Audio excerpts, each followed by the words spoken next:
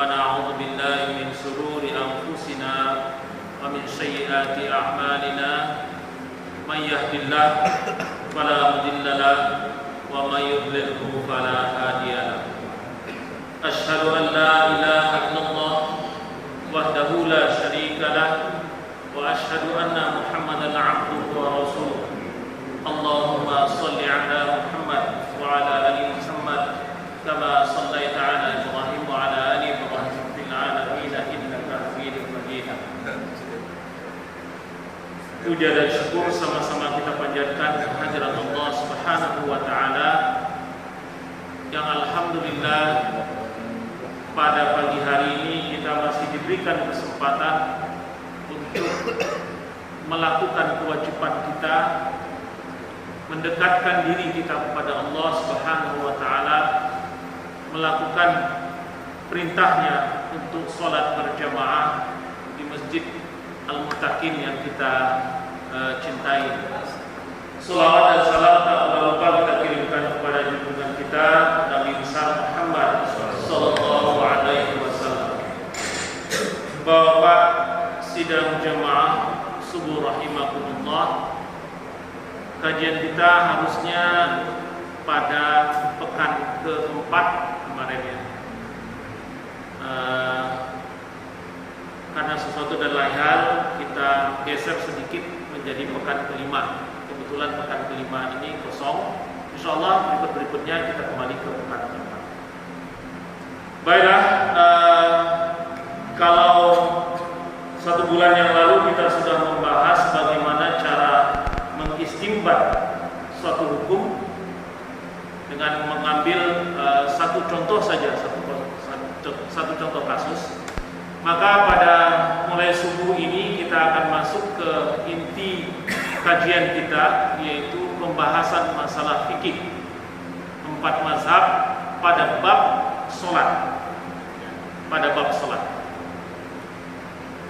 insyaallah pada bab sholat ini kita akan mulai dari awal yang paling mendasar terlebih dahulu sebelum kita masuk kepada kaifiat sholat. Sebelum kita masuk kepada bagian yang pelaksanaan sholatnya atau ruku, sujud dan segala macamnya, kita mulai dari dasar tentang masalah kewajiban sholat. Bapak yang dimuliakan oleh Allah, di dalam surah An-Nisa ayat 103 di penghujung ayatnya dikatakan oleh Allah, inna sholata kanat 'alal mu'minina kitaban mawquta. Ya. Sesungguhnya sholat itu adalah fardu yang ditentukan waktunya atas orang-orang yang beriman. Sesungguhnya sholat itu adalah fardu yang ditentukan waktunya atas orang-orang yang beriman. Ada beberapa stressing point di sini di dalam kalimat yang pendek ini saja. Ya, sholat itu adalah fardu. Ini adalah hukumnya. Inna sholata kanat 'alal mu'minina kitaban mawquta, adalah sholat itu adalah fardu. Itu yang pertama, hukumnya adalah fardu. Kemudian yang kedua adalah ditentukan waktunya. Waktunya ditentukan. Yang ketiga adalah berlakunya untuk orang beriman. Kalau orang nggak beriman, maka ketentuan ini tidak berlaku. Ya. Kemudian sholat itu adalah ada waktunya yang sudah ditetapkan. Ketetapannya bukan dari Rasulullah, tetapi ketetapannya langsung dari Allah. Di dalam hadis yang diriwayatkan oleh Imam Muslim dari Jabir radhiyallahu an, ia berkata, saya pernah mendengar Rasulullah sallallahu alaihi wasallam bersabda, antara seorang muslim dengan syirik dan kafir adalah meninggalkan salat. Ya. Antara seorang muslim dengan syirik dan kafir adalah meninggalkan sholat. Jadi bedanya, pembeda antara seorang muslim dengan syirik dan kafir, bedanya adalah di sholat. Hadis ini sangat tegas. Hadis ini sangat tegas menyatakan bahwa pembedanya adalah sholat antara seorang muslim dengan seorang kafir dan musyrik.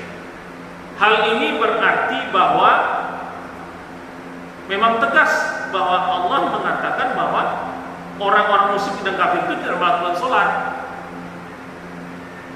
Bedanya dengan orang muslim adalah orang muslim melakukan sholat. Kalau orang yang mengaku muslim tidak melakukan sholat, artinya, nah di sini mulai ada perbedaan pendapat para ulama.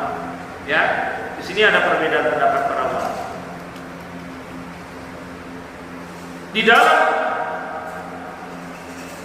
penjelasan daripada keempat imam mazhab, di dalam mazhab Maliki, Syafi'i dan Hambali,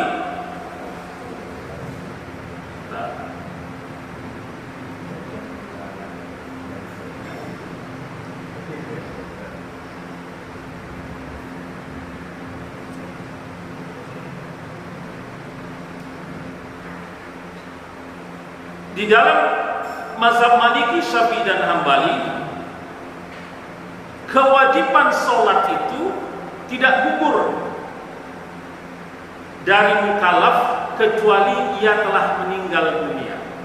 Ada sedikit perbedaan antara keempat imam mazhab, ya. Kewajiban sholat itu tidak gugur dari mukallaf, ya. Mukallaf ini adalah orang yang jatuh kewajiban sholat. Kalau mukallaf untuk sholat adalah orang yang jatuh kewajiban untuk sholat. Orang yang haid dan nifas bukan mukallaf, ya. Kenapa? Karena dia tidak dituntut kewajiban. Orang yang belum balik tidak termasuk mukallaf. Orang yang gila tidak termasuk mukallaf. Jadi orang yang mukallaf itu adalah orang yang jatuh kewajiban bagi dia untuk melakukan sholat. Maka kewajiban tidak sholat tidak gugur dari mukallaf kecuali dia meninggal dunia. Beda sedikit dengan mazhab Hanafi.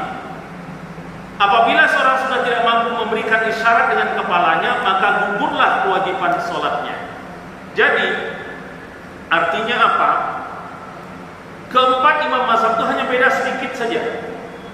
Kalau di dalam mazhab Maliki, Syafi'i dan Hambali mengatakan bahwa hanya gugur sholatnya kalau dia mati. Tapi kalau di dalam mazhab Hanafi, gugur sholatnya kalau dia sudah nggak bisa lagi menggerakkan kepalanya, memberi isyarat dengan kepala. Ya, itu artinya sudah betul-betul tidak ini lagi. Ya. Tapi yang harus kita pahami di sini adalah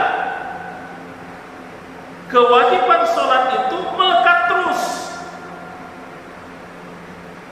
nggak gugur, nggak pernah gugur kecuali dia mati. Kita gampang ambilnya dalam mazhab Maliki, Syafi'i dan Hambali. Kecuali dia mati. Nggak gugur kewajiban sholat itu kalau dia sudah terlewat waktu sholatnya. Ya, keempat imam mazhab sama pendapatnya. Jadi yang menyebabkan gugur kewajiban sholat itu hanyalah dia mati. Kalau dia nggak mati, kewajiban sholat itu masih terus ada, masih melekat kepada dia. Even walaupun waktunya sudah terlewati, ya, walaupun waktunya sudah terlewati, tetap kewajiban itu melekat kepada dia sampai dia mati. Nah, ini yang dipahami oleh keempat imam mazhab, ya, oleh keempat imam mazhab. Maka dari keempat imam mazhab itu semuanya mengatakan bahwa qadha sholat itu ada. Walaupun waktunya sudah terlewati, kewajiban sholatnya tetap ada. Dia harus bayar kewajiban sholatnya. Mereka berbeda sedikit pendapat tentang pingsan. Beda ya antara tidur dengan pingsan. Kalau pingsan itu dia memang sudah tidak punya kesadaran, ya. pingsan, dia tidak punya kesadaran, sama dengan koma. Dia tidak punya kesadaran. Maka keempat imam mazhab itu berbeda pendapat di dalam masalah ini. Di dalam mazhab Maliki dan Syafi'i, pingsan karena suatu penyakit atau di suatu sebab yang mengubah, gugur kewajiban sholatnya selama ia pingsan. Jadi selama ia pingsan, di dalam mazhab Maliki dan Syafi'i, kewajiban sholatnya gugur. Kenapa? Karena dia dianggap tidak lagi mukallaf pada waktu dia pingsan. Ya, dia tidak lagi mukallaf pada waktu dia pingsan. Kenapa? Karena alat dia untuk berpikir sudah tidak ada untuk sementara waktu. Tidak ada untuk sementara waktu. Maka di dalam mazhab Maliki dan Syafi'i, pingsan itu menjadi salah satu sebab gugurnya kewajiban sholat. Selama dia nggak pingsan, maka kewajiban sholatnya tetap masih ada. Di dalam mazhab Hanafi, jika pingsannya kurang dari sehari semalam, ia wajib mengqadha sholatnya. Jika lebih dari itu, maka tidak perlu dia mengqadha. Jadi mazhab Hanafi memisahkan ini. Kalau pingsannya pingsan hanya kurang dari 1 hari 1 malam, maka dia wajib mengqadha sholatnya. Tapi kalau pingsannya lebih dari 24 jam, maka dia tidak punya kewajiban untuk mengqadha sholatnya selama yang dia tinggalkan selama pingsannya, selama dia pingsan. Di dalam mazhab Hambali, pingsan itu tidak menggugurkan qadha sholat. Ya, pingsan itu tidak menggugurkan qadha sholat. Jadi ada 3 pendapat nih, berbeda tiga-tiganya. Yang pertama itu adalah mazhab Maliki dan Syafi'i. Kalau dia pingsan karena sakit atau sesuatu dan lain hal, maka gugur kewajiban sholatnya. Alasannya apa? Karena dia tidak mukallaf. Ya. Kemudian di dalam mazhab Hanafi membedakan sedikit. Kalau pingsannya di bawah 24 jam, maka kewajiban sholatnya tetap ada. Dia harus qadha. Ya, dia harus qadha sholat yang dia tinggal itu. Tapi kalau pingsannya lebih dari 24 jam, lebih dari sehari semalam, misalnya 2 minggu dia, maka dia tidak wajib mengqadha sholatnya itu. Tidak wajib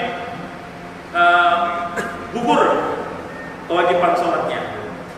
Di dalam mazhab Hambali, pingsan itu tidak menyebabkan kewajiban qadhanya gugur. Jadi dia tetap harus mengqadha sholat yang dia tinggalkan itu selama dia pingsan. Ini dalam mazhab Hambali. Ini pingsan, Pak, bukan malas, ya, atau bukan tertinggal walaupun dia sadar, bukan tertinggal karena dia sibuk, tapi ini pingsan. Semua mereka berbeda pendapat. Yang paling keras itu Hambali, pingsan saja itu tidak menggugurkan dia qadha sholat. Berapapun lamanya dia pingsan. Dia pingsan 1 bulan, dia pingsan 2 bulan, 3 bulan, maka dia punya kewajiban untuk mengqadha sholatnya selama dia pingsan. Kenapa? Karena di dalam mazhab Hambali bahwa pingsan itu tidak menyebabkan dia menjadi mukallaf. Ya, pingsan itu tidak menyebabkan dia menjadi mukallaf. Artinya apa? Artinya adalah pikiran warasnya itu ada, tapi tidak bekerja karena ketidaksadaran. Ini sedikit perbedaan tentang bagaimana orang pingsan. Tapi keempat imam mazhab mengatakan kecuali kasus pingsan ini, maka semua kewajiban sholat itu tidak gugur kecuali dia mati. Ya. Apalagi sholat yang kita tinggalkan dengan sengaja. Nanti kita bahas. Ya. Nah, meninggalkan sholat.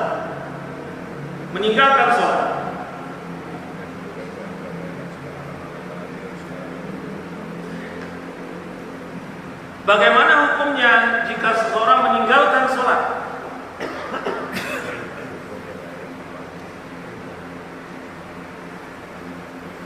Bapak yang dimuliakan oleh Allah, fikih tentang sholat ini memang strike, keras. Ya. Jadi jangan kaget kalau nanti di sini ada kalimat-kalimat membunuh dan dibunuh. Ya. Kenapa? Karena Islam memang betul-betul sangat ketat tentang sholat. Ya. Meninggalkan sholat. Keempat imam mazhab sepakat atau sama pendapatnya.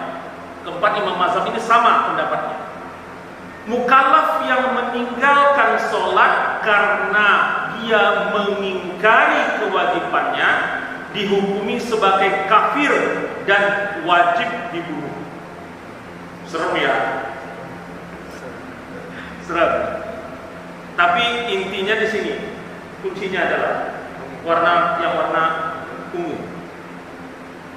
Mukallaf yang meninggalkan sholat karena dia mengingkari kewajiban sholatnya, maka dia dihukumi sebagai dia kafir dan wajib dibunuh. Pak, tentu saja ini nggak bisa, sulit berlaku di Indonesia ya. Sulit berlaku di Indonesia. Mau main bunuh-bunuh ya, karena memang Indonesia bukan negara yang berasaskan pada Islam. Ya.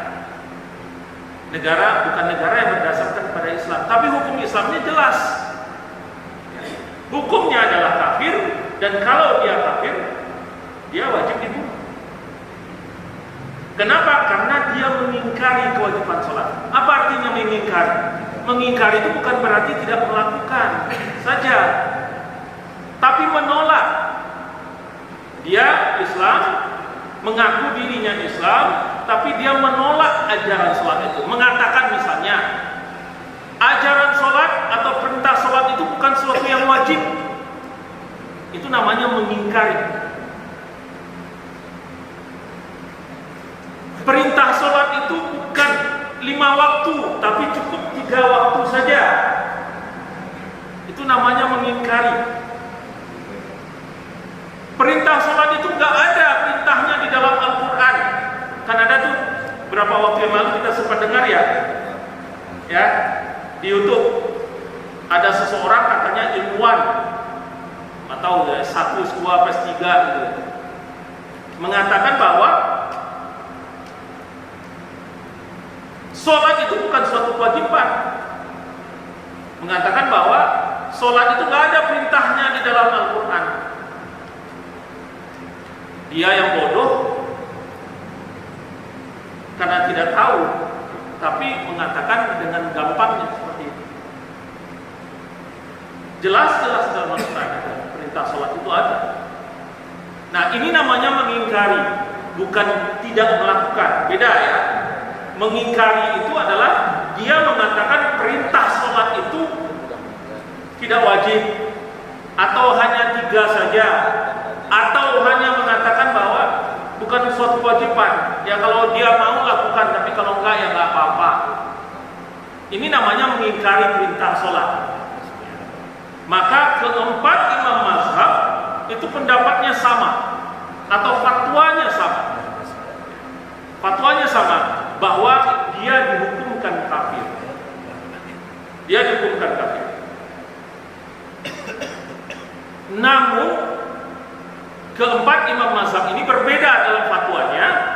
Jika orang yang meninggalkan sholat itu hanya karena malas dan meremehkan, ya, jika malas dan meremehkan, jadi bukan karena dia mengingkari kewajiban sholat.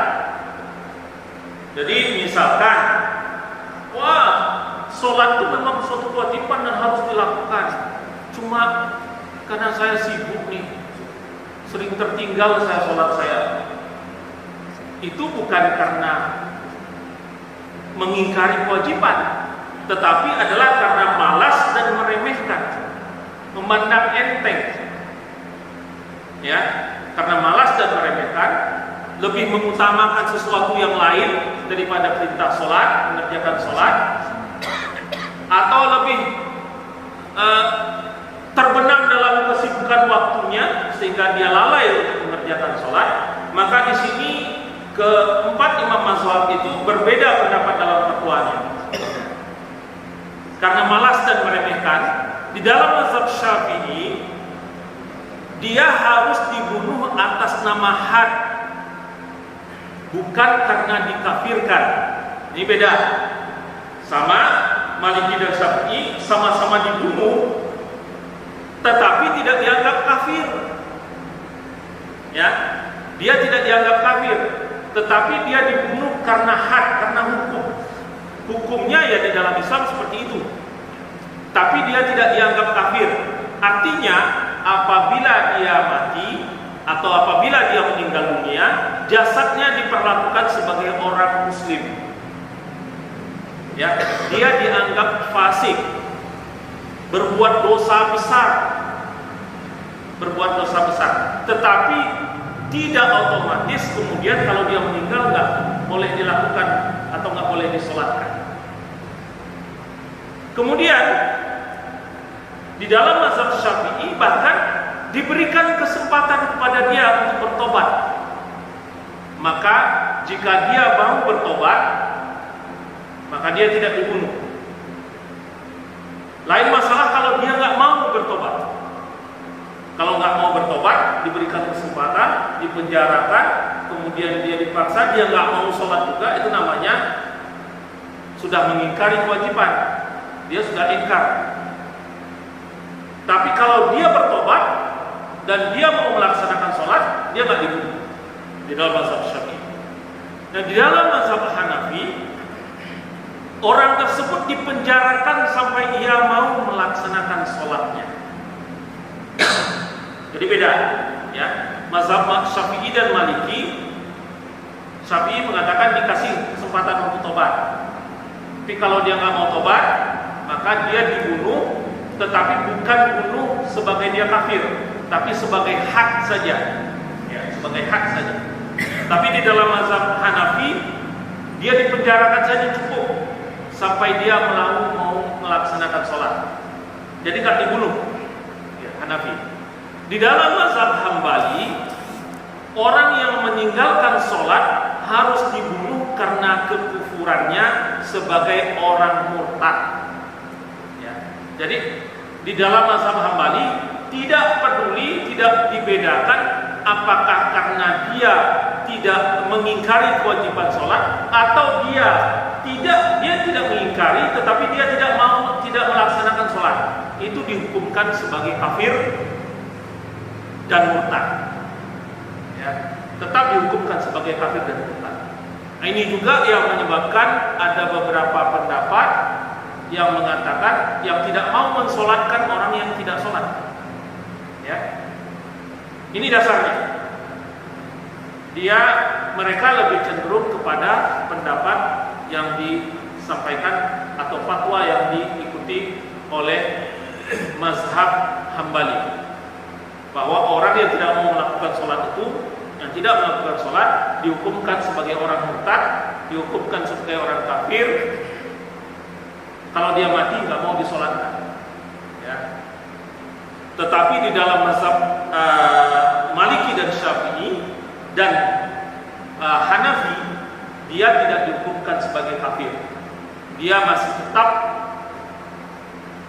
harus disolatkan. Ini dalam mazhab Syafi'i, Hanafi, dan Maliki. Tapi kalau mazhab Hambali, orang yang tidak mau melakukan sholat itu, walaupun dia tidak mengingkari kewajiban sholat, dia tidak disolatkan. Ya.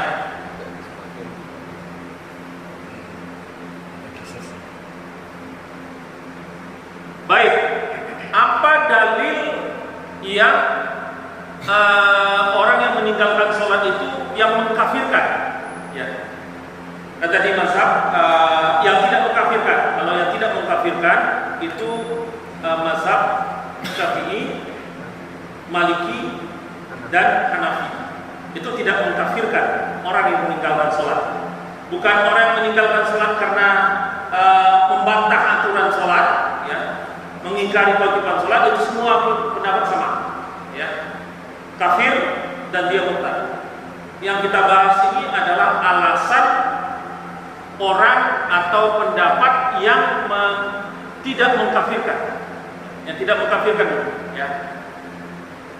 Dalil yang digunakan itu adalah surah An-Nisa ayat 48. Sesungguhnya Allah tidak akan mengampuni dosa syirik, dan Dia mengampuni segala dosa-dosa selain daripada syirik itu bagi siapa yang dikehendakinya. Barang siapa yang mempersekutukan Allah, maka sungguh ia telah berbuat dosa yang besar. Di dalam hadis ini Allah mengatakan bahwa dosa yang tidak diampunkan oleh Allah itu hanyalah dosa syirik, ya, hanyalah dosa syirik. Kalau syirik kepada Allah, maka itu tidak diampunkan. Artinya apa? Selain dari dosa syirik, itu diampunkan oleh Allah, bisa diampunkan oleh Allah kalau Allah berkehendak menghendakinya. Kemudian hadis yang diriwayatkan oleh Imam hadis yang 5. Ini sedikit demi sedikit, sedikit-sedikit kita masukkan ilmu hadis, ya, ilmu hadis. Imam hadis itu ada 7, ya. Imam Bukhari, Muslim, Abu Daud, Tirmizi, Nasa'i, Ibnu Majah, ya. Tambah Imam Ahmad. 2 dikatakan hadis sahih, 4 itu sunan, kelima yang Imam Ahmad itu musnad. Nah, apa kalau disebut dengan imam 6, maka itu yang 7 itu kecuali Imam Ahmad. Kalau disebut dengan imam yang 5 seperti yang ini, maka itu artinya adalah yang 7 dikurangi 2, yaitu Bukhari dan Muslim, ya. Jadi kalau hadis ini artinya kita temukan di hadis-hadis yang lain, ya, di imam yang 5. Sesungguhnya perkara pertama yang dihisab kepada manusia pada hari akhir adalah sholat yang wajib. Jika dia menyempurnakan, maka tidak ditanya lagi. Jika tidak, maka ditanya lagi. Lihatlah, apakah dia melakukan sholat sunnah. Jika dia melakukan sholat sunnah, maka disempurnakanlah sholat wajibnya itu dengan sunnahnya. Begitulah yang dilakukan terhadap semua amalan fardu yang lain, ya. Hadis ini menjelaskan bahwa yang pertama dicek itu adalah sholatnya. Apabila dia melakukan menyempurnakan, maka tidak ditanya lagi. Apabila dia menyempurnakan, maka tidak ditanya lagi. Jika tidak, maka ditanya lagi, lihat apakah dia melakukan sholat sunnahnya, ya. Jadi masih ada peluang, Hadis ini juga yang didasarkan atau yang dijadikan hujah oleh Ibnu Hazm nanti pada pembahasan qada, ya. Ibnu Hazm yang mengatakan bahwa sholat sunnah itu bisa menutupi kekurangan sholat wajib. Cuma ulama berbeda pendapat. Keempat imam mazhab mengatakan bahwa menyempurnakan ini bukan berarti meninggalkan, ya, tetapi adalah kesempurnaan sholat, ya, kesempurnaan sholat. Misalnya sholatnya tidak tumakninah, misalnya sholatnya ditunda-tunda, misalnya sholatnya tidak berjamaah, ya, itu yang disebut dengan menyempurnakan sholat, bukan meninggalkan sholat. Tetapi Ibnu Hazm dalam menafsirkan hadis ini, dia mengatakan tidak sempurna itu adalah ada sholat yang tertinggal, ya. Sehingga beliau berpendapat bahwa sholat yang tertinggal itu bisa ditutup oleh sholat sunnah. Tapi keempat imam mazhab tidak berpendapat seperti itu. Kita lanjutkan ya.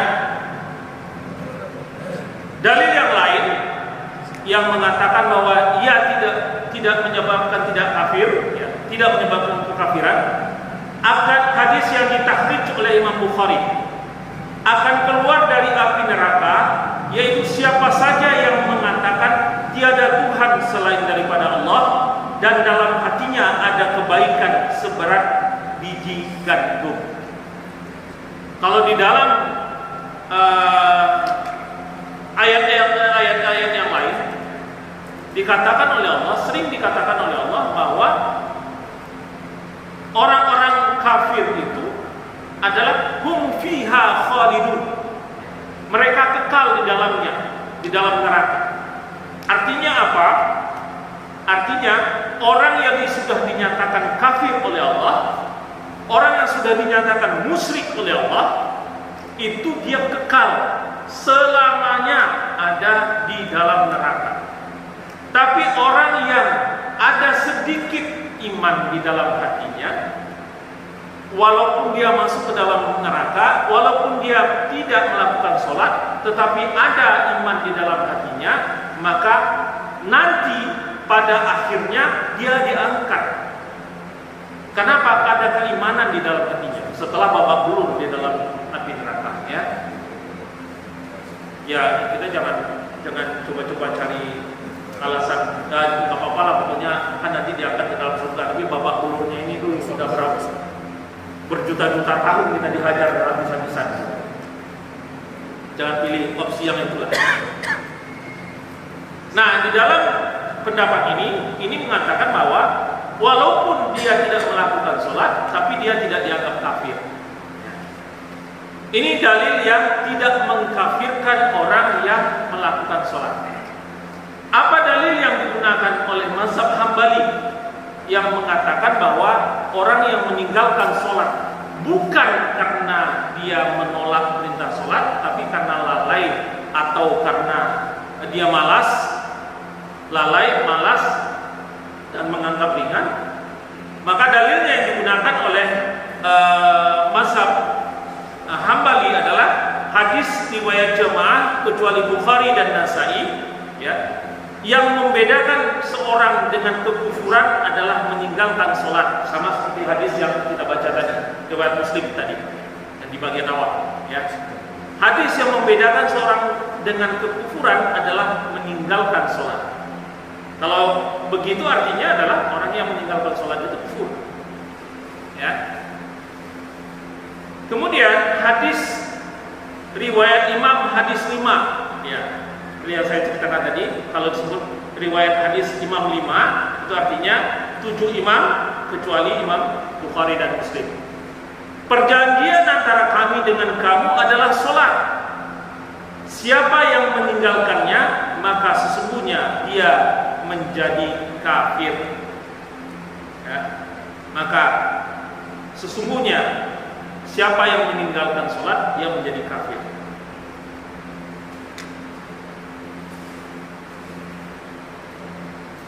Jadi Bapak yang dimuliakan oleh Allah, itulah perbedaannya. Dalil yang digunakan oleh keempat imam mazhab tentang mengkafirkan dan tidak mengkafirkan orang yang meninggalkan sholat. Ada dua pendapat besar. 3 imam memfatwakan lebih kurang sama bahwa dia tidak kafir, walaupun berbeda-beda konsekuensinya. Tapi imam mazhab Hambali mengatakan dia kafir. Kalau dia kafir berarti fiha khalid, dia kekal di dalam kita. Baik, kita lanjutkan dengan waktu sholat. Waktu sholat. Kalau tadi adalah kewajibannya, kemudian konsekuensi meninggalkannya, maka seperti yang dikatakan tadi adalah sholat itu adalah perintah yang ada waktunya, ya. Ada waktunya, dijelaskan secara jelas waktunya. Hadis yang diriwayatkan oleh Imam Muslim, ya. Hadis riwayat Imam Muslim dari Abdullah bin Amr bin As radhiyallahu anhu bahwasanya Rasulullah SAW bersabda,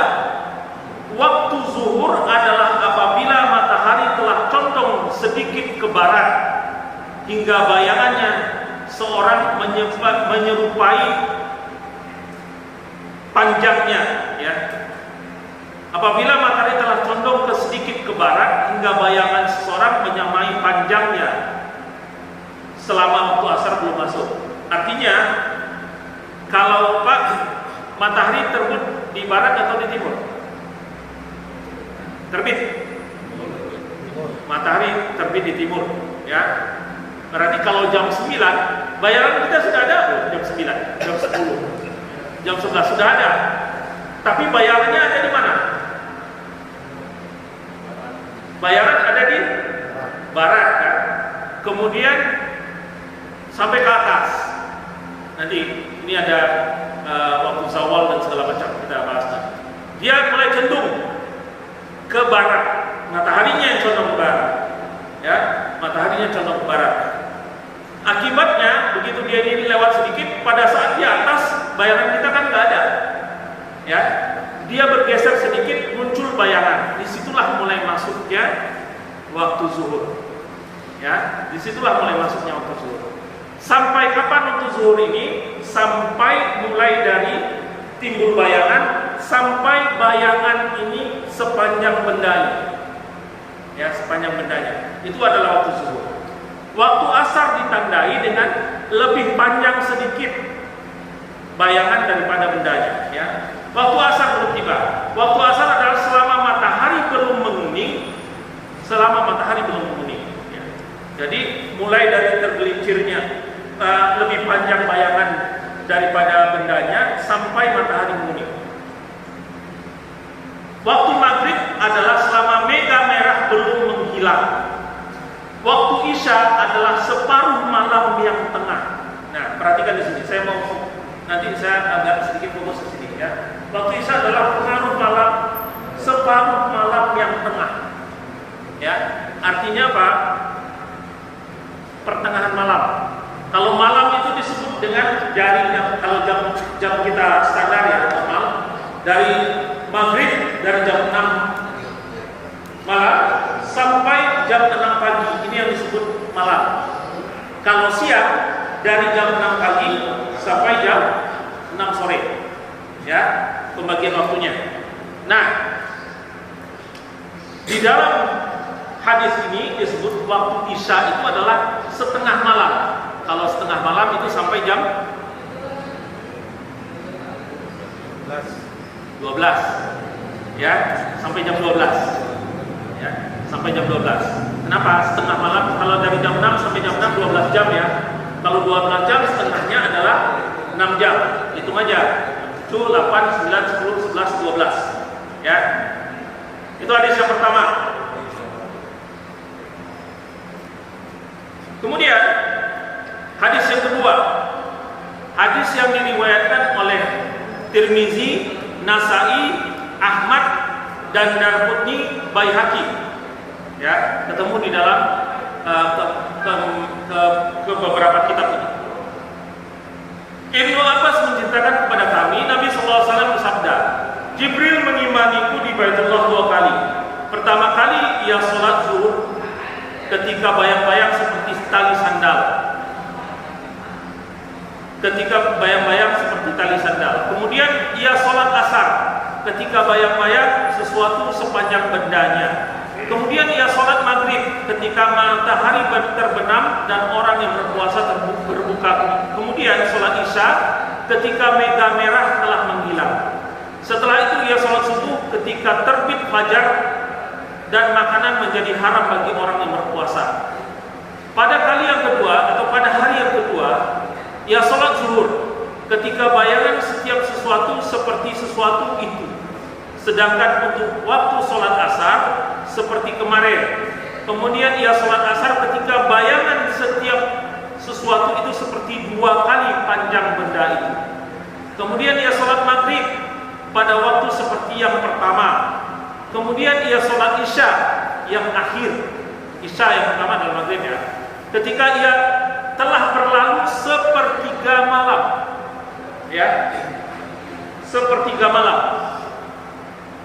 Kemudian ia sholat subuh ketika bumi sudah mulai terang. Lalu ia menoleh kepadaku dan berkata, "Hai Muhammad, ini adalah waktu para nabi sebelummu, dan waktu sholat adalah yang diantara dua waktu tadi." Hadis riwayat Tirmizi, Nasa'i, Imam Ahmad, Darqutni dan Baihaqi. Hadis ini ada prolognya sebelumnya. Dijelaskan pada waktu Rasulullah Isra dan Mi'raj menerima perintah sholat langsung dari Allah 5 waktu, ya ceritanya panjang ya, 5 waktu, tapi kita persingkat saja 5 waktu. Beliau turun sampai ke bumi sebelum subuh. Yang diambil atau yang didapatkan oleh Rasulullah pada waktu itu adalah baru perintahnya, tapi SOP-nya belum tahu bagaimana cara menjalankannya, waktunya kapan, itu nggak ada. Barulah setelah sholat zuhur mulai datang Jibril memberitahukan. Jadi pada besok paginya atau pada besok siangnya mulai datang malaikat Jibril sholat bersama Rasulullah mengimami 2 hari berturut-turut. Ya, 2 hari berturut-turut. Inilah yang diceritakan di dalam hadis riwayat Tirmizi. Ya, 2 hari berturut-turut. Hari pertama dilakukan awal waktu. Hari kedua dilakukan akhir waktu. Maka di ujung di hari kedua setelah selesai, maka Jibril mengatakan ini adalah batas-batas waktunya. Jadi antara hari pertama di awal waktu dan hari kedua di akhir waktu. Sholatlah di antara kedua waktu tersebut. Ini prolog hadisnya, ya, cerita sebelum hadis ini muncul. Ada dalam keterangan yang lain. Jadi Bapak yang dimuliakan oleh Allah, ini adalah waktu yang sudah ditetapkan. Jadi waktu sholat itu saja itu ditetapkan oleh Allah, bukan Rasulullah yang berpikir. Bahkan Rasulullah dalam keterangan, dalam riwayatnya, setelah beliau Isra dan Mi'raj, kebingungan bagaimana cara sholat, sehingga sholat subuh pada waktu itu belum dilakukan. Kenapa? Karena SOP-nya belum ada. Baru turun SOP dari Allah itu pada waktu zuhur. Ya, pada waktu zuhur. Nah, ini tentang waktu sholat. Nah, yang ingin saya sedikit concern, yang lain-lainnya saya pikir bapak-bapak sudah tahu lah, ya. Saya sedikit concern pada waktu sholat Isya. Hadis yang pertama tadi, ya, sholat Isya itu adalah separuh malam ya batasnya, ya, jam 12. Hadis yang kedua, sepertiga malam. Kalau sepertiga malam itu artinya apa? 12 jam dibagi 3, ya kan? 4 jam. Jam 7, jam 8, jam 9, jam 10. Inilah batas waktu sholat Isya. Nah loh, banyak nggak yang waktu sholat jam 11? Apalagi waktu, kalau sekarang udah banyak yang udah pensiun ya. Apalagi waktu masih dulu hebat-hebatnya lah, gitu kan, sehebat-hebatnya. Kadang-kadang baru pulang udah jam 1, gitu. Jam 12 malam baru pulang sholat. Nah ini yang harus kita pahami. Batas sholat Isya itu ada, bukan tidak ada sholat, bukan waktu subuh batas sholat Isya. Karena di kepala kita, pemahaman kita banyak yang kita memahami bahwa batas waktu sholat Isya itu adalah sholat subuh. Ya, betul nggak? Ada yang memahami begitu? Ya. Karena saya juga dulu memahami begitu, Pak.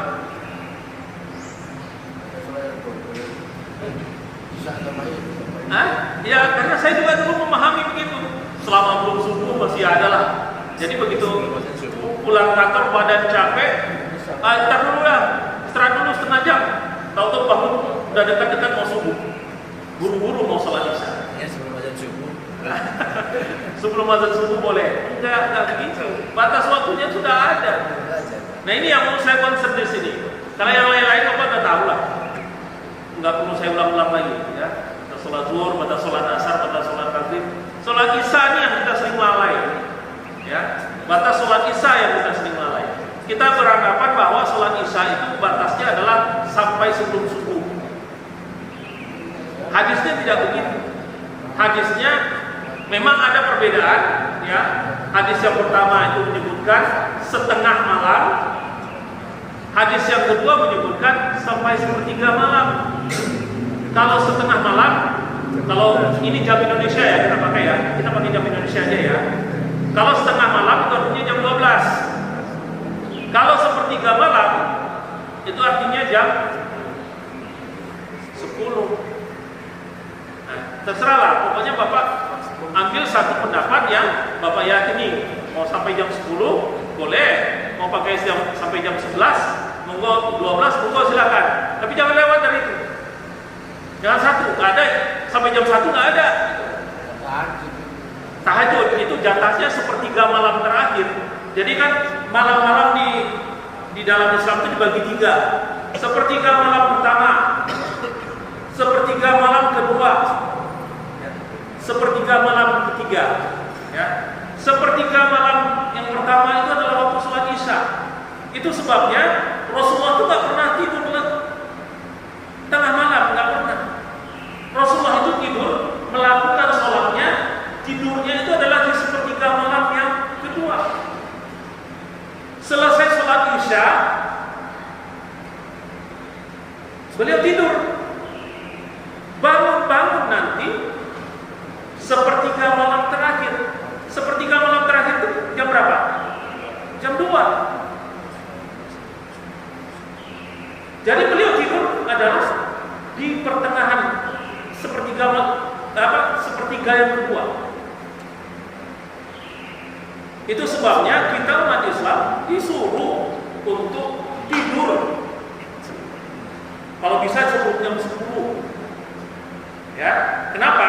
Jam 10 itu adalah sudah masuk kepada sepertiga yang kedua. Itu adalah waktu untuk istirahat. Setelah selesai sholat isya, tidurlah. Kalau sekarang kan sudah bebas ya Pak ya? Sudah bebas, nggak ada alasan lagi, sudah bebas gitu. Sebenarnya ya yang kerja juga kalau memahami hadis ini, ya dia akan berusaha untuk melakukan sholat itu sebelum jam 10. Ya, kalau perlu berhenti sebentar di Cibubur atau berhenti di mana kan kalau bawa mobil ya, bawa mobil sendiri. Sekarang stasiun kereta kan sudah, setiap stasiun kereta ada tempat sholat. Lakukanlah. Jadi sebenarnya nggak ada alasan. Baik. Ini tentang waktu sholat, ya. Nah, dari kedua hadis tersebut dirinci, ya. Keempat imam mazhab menjelaskan lebih rinci. Waktu zuhur, 4 imam mazhab, awal waktu zuhur adalah ketika matahari telah tergelincir dan tidak boleh sebelum matahari tergelincir. Ya. Awal waktu zuhur adalah ketika matahari telah tergelincir dan tidak boleh sebelum matahari tergelincir. Nanti kita jelaskan dengan gambar, ya. Ini banyak dilanggar. Tapi nanti pada waktu kita membahas waktu yang terlarang sholat, ya. Dalam mazhab Syafi'i dan Maliki, kewajiban zuhur adalah di awal waktu sampai dengan panjang bayangan sama dengan tinggi benda. Mazhab Hanafi mengatakan kewajiban sholat dikaitkan dengan akhir waktu. Sementara sholat di awal waktu hukumnya sunnah. Apa Pak bedanya di dua pendapat ini?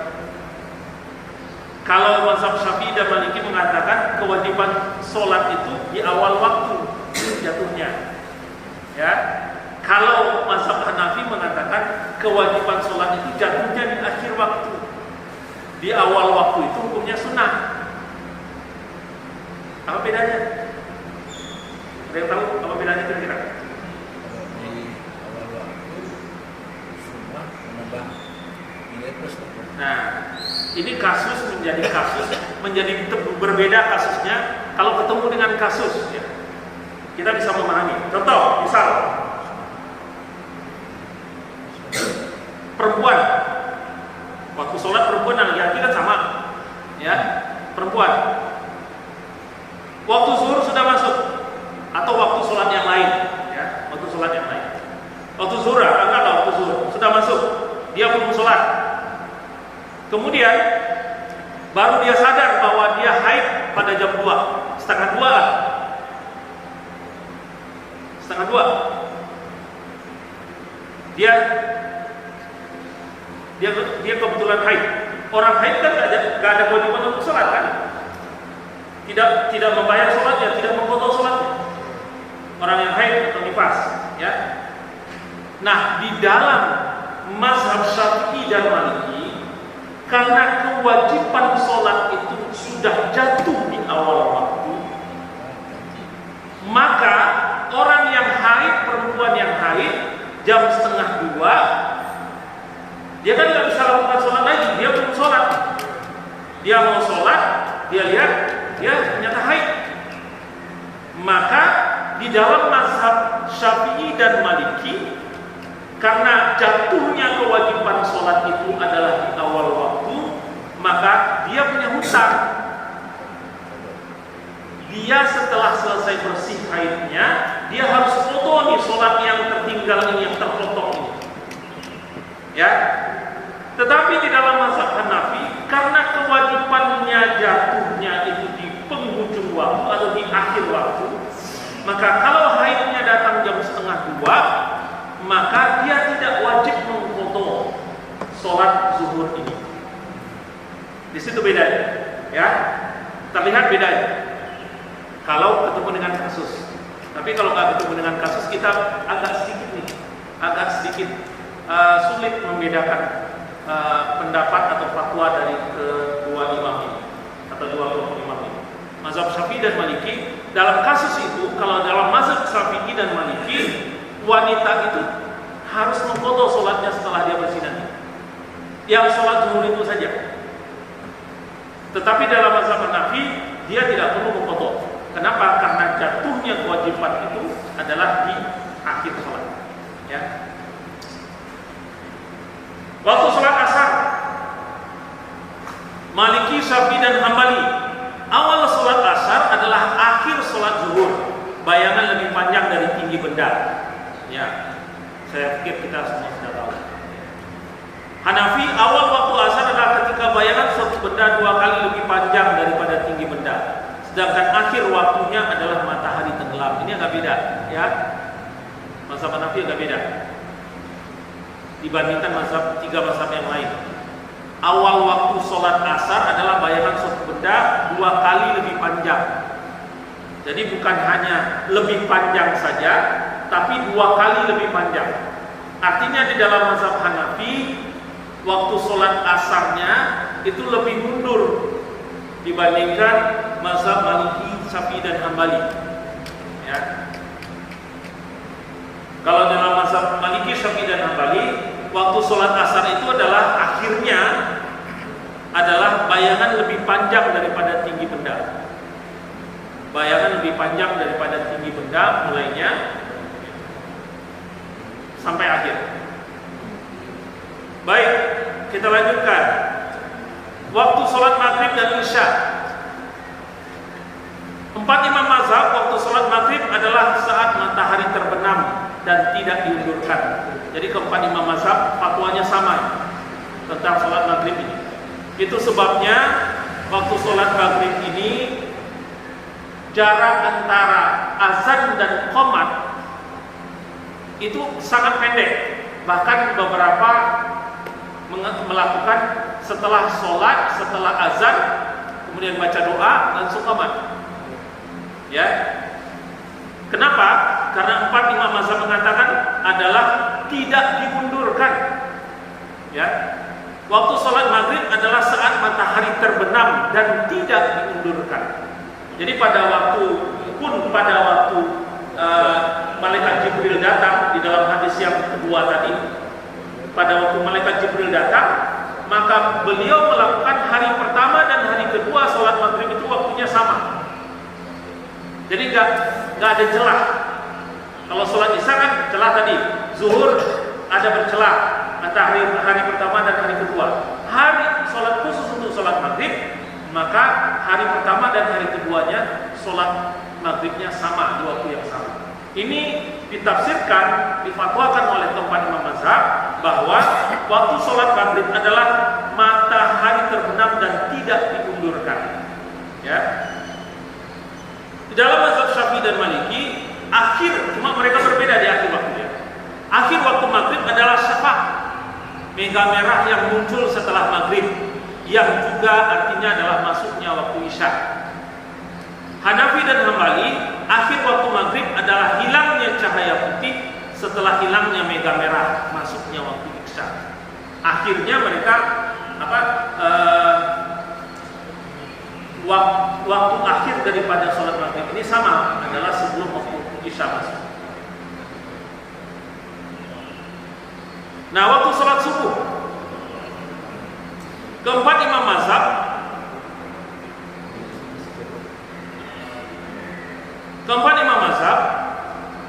awal waktu subuh adalah terbitnya fajar kedua, fajar shadiq, sedangkan akhir waktunya adalah ketika hari sudah terang, matahari sudah terbit. Ya, awal waktu subuh adalah terbitnya fajar kedua, sedangkan akhir waktunya adalah hari sudah terang, matahari sudah terbit. Keempat imam mazhab sama pendapatnya tentang waktu subuh.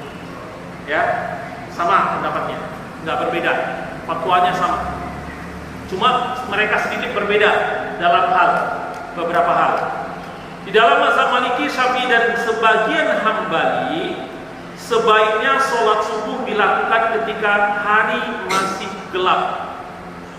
Ya. Di dalam mazhab Hanafi, sebaiknya sholat subuh dilakukan pada waktu antara gelap dan terang. Ya. Antara gelap dan terang. Di dalam mazhab Hambali, jika dilakukan berjamaah, sebaiknya dilakukan saat masih dalam keadaan gelap. Ya.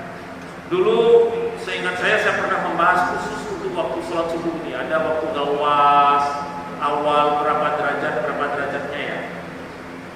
Tapi kita sekarang ini fokus pada pada empat imam mazhab. Ya. Ada yang Indonesia itu ngambil 20 derajat sebelum matahari terbit waktu sholat subuh. Ada yang 18, ada yang 15, paling terang itu ada 15, ya. Paling terang itu ada 15. Tapi dalam fikih empat mazhab, sebaiknya ketiga imam mazhab mengatakan sebaiknya sholat subuh dilakukan pada waktu hari masih gelap. Hanafi mengatakan sebaiknya dilakukan antara gelap dan terang, sudah mendekati terang. Masih belum terang, tetapi sudah mulai mendekati terang. Jadi Hanafi agak mundur sedikit sholat subuhnya, ya, agak mundur sedikit. Tetapi di dalam mazhab Hambali mengatakan, kan tadi sebagian, Hambali juga sebagiannya adalah sama seperti Hanafi, tetapi mensyaratkan kalau sholat subuhnya itu dilakukan berjamaah, maka sebaiknya dilakukan pada saat masih gelap. Ya, ini di dalam mazhab Hambali. Jadi hampir sama semua mazhab, kecuali beda sedikit Hanafi tentang waktu sholat subuh. Sudah suruh menurut itu 553 ya. Dikit lagi. Terakhir. Ini yang saya katakan tadi waktu, ya. Waktu subuh ini yang dihitung, ya. Ini yang berbeda pendapat, ya. Imsak subuh. Kita mulai subuh dulu lah, ya. Ya. Waktu subuh ada yang menyebutkan ini 18 derajat, ada yang menyebutkan 20, ada yang paling terang itu adalah 15 derajat. Subuh. Ini batas waktu. Jadi penentuan waktu sholat subuh itu dikaitkan dengan terbitnya matahari. Penentuan waktu sholat zuhur itu ditentukan dengan matahari persis di atas waktu zawal atau istiwa ya. Kemudian penentuan sholat maghrib dan sholat isya itu ditentukan dari terbenamnya matahari. Nah ini yang kita lihat, imsak subuh sampai waktu syuruk. Nah syuruk itu, ini waktu syuruk yang ada tulisan di sini nih, ini adalah pada saat matahari berada di sini. Ya, dia mulai masuk terbit. Ini syuruk. Ya, ini syuruk. Waktu matahari terbit ini adalah waktu yang terlarang untuk sholat. Hati-hati. Saya sudah beberapa kali mengingatkan. Bukan berarti waktu ini syuruk kemudian langsung sholat. Itu justru sholat pada waktu yang terlarang. Ya. Itu waktu sholat yang terlarang. Ini yang disebut dengan waktu syuruk. Mulai matahari, ini matahari nih, ya. Nah, nggak bisa lagi matahari. Ini garis horizontal. Waktu syuruk itu harusnya begini ya. Nah, ini matahari. Bundaran tangan saya ini matahari. Waktu syuruk itu adalah mulai masuk nih. Tuh bunyi. Bunyi. Ini waktu syuruk. Ya. Kemudian jalan sedikit ke atas. Ya. Jalan matahari ke atas. Nah, ini setelah lewat waktu syuruk barulah boleh kita melakukan sholat isyraq. Ya. Jadi bukan pada waktu syuruk.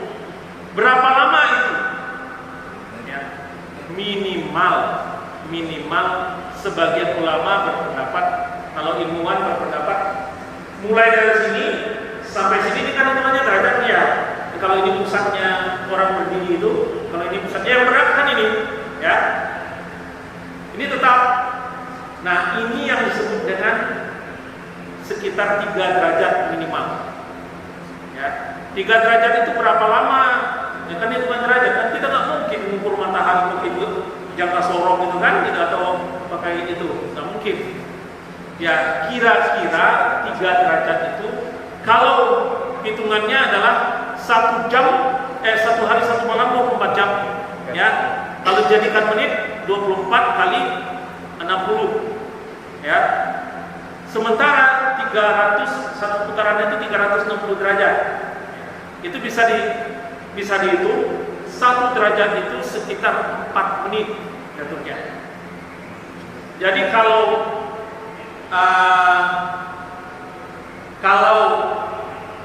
dia itu 3 derajat, ini bergeraknya ini 3 derajat bergeraknya sampai bawah, maka itu sekitar 4 menit kali 3 derajat, 12 menit.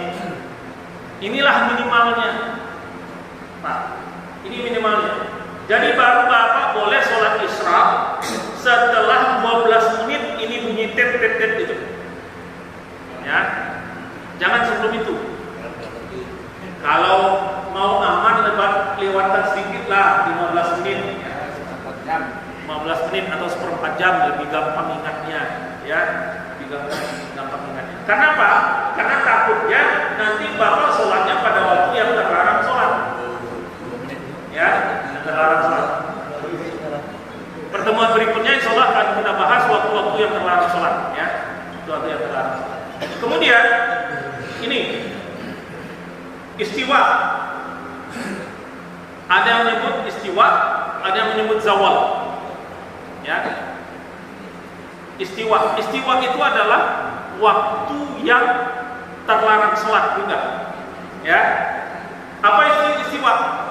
Nih, ini matahari. Ini matahari. Ya. Ini pas di ujung-ujungnya. Yang disebut dengan istiwa, ini kan bergerak nih, ya. Tas. Mulai dari sini, ini istiwa. Ya, istiwa.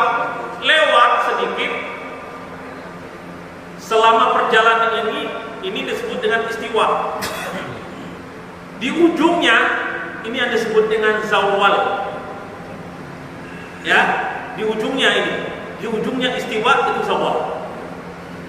Jadi kalau ada yang mempergunakan istilah istiwa, zawal, jangan bingung lagi. Ya, istiwa itu mulai dari sini, di penghujung istiwa itu adalah zawal. Begitu zawal masuk, lewat zawalnya, maka sholat zuhur masuk. Ya, ya. Mau tanya, Ustaz, untuk sholat zuhur ini batas terakhirnya berapa menit yang diperbolehkan salah-satu? Apanya?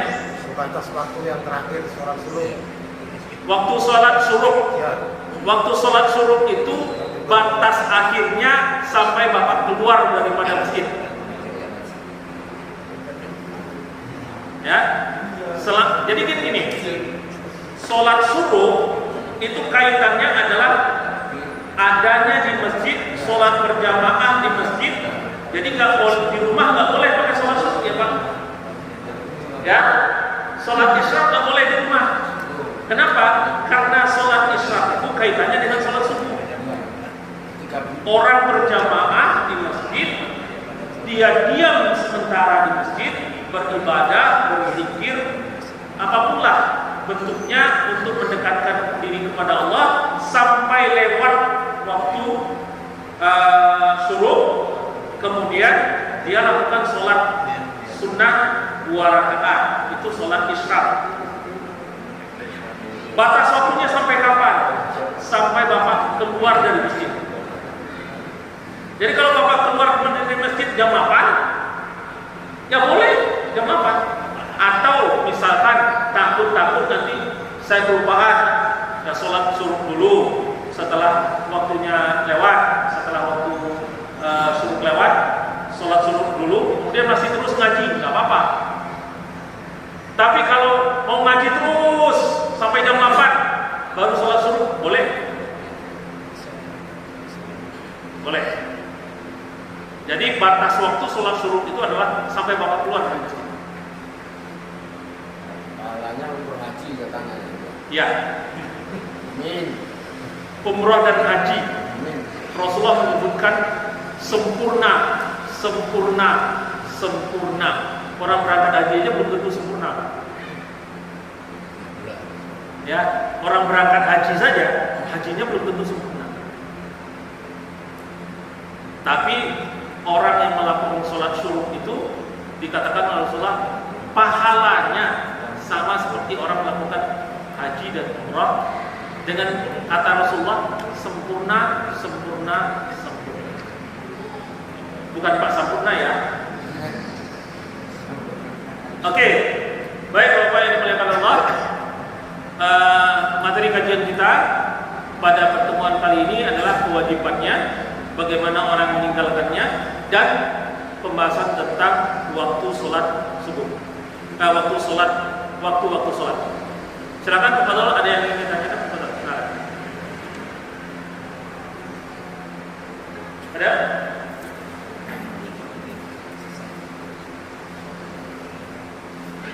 Baik. Ya. Kalau sholat duha itu katanya sampai jam berapa? Terakhirnya jam berapa? Sampai itu. Sholat duha. Enggak. Ya. Sholat duha itu, nih kalau di dalam gambar ini, karena ada gini, sholat duha itu adalah sholat, awal waktu sholat duha itu adalah awal waktu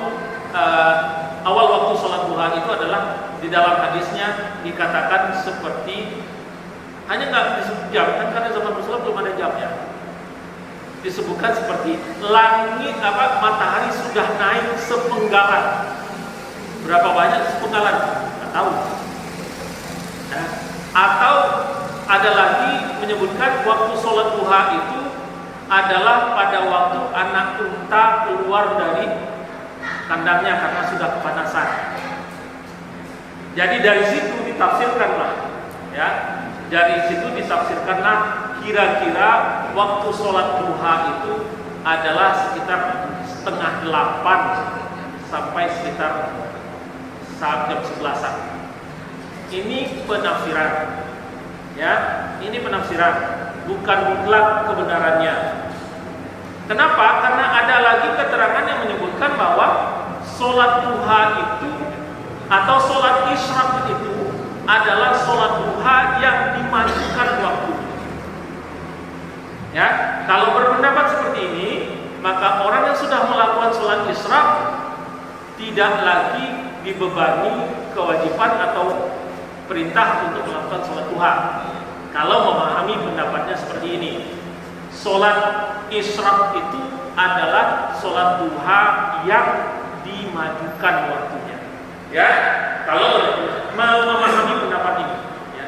Tapi bagi yang memahami pendapat bahwa sholat isyraq itu berbeda dengan sholat duha, alasannya apa?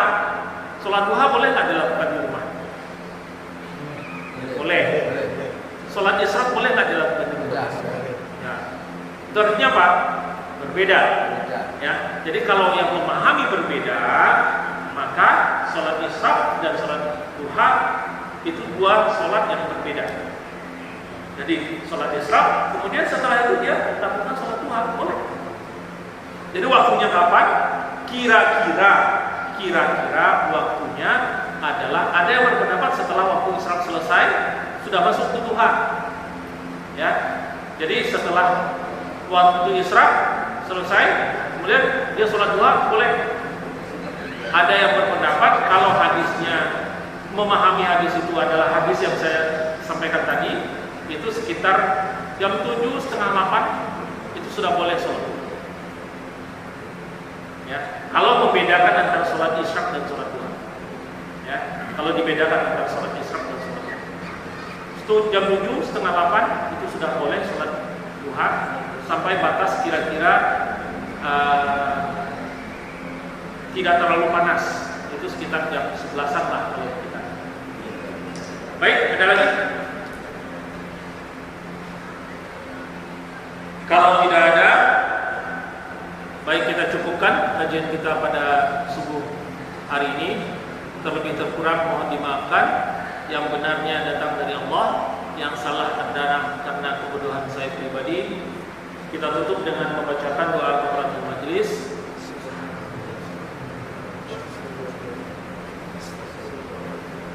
Wabillahi taufiq wal hidayah. Wassalamualaikum warahmatullahi wabarakatuh. Waalaikumsalam.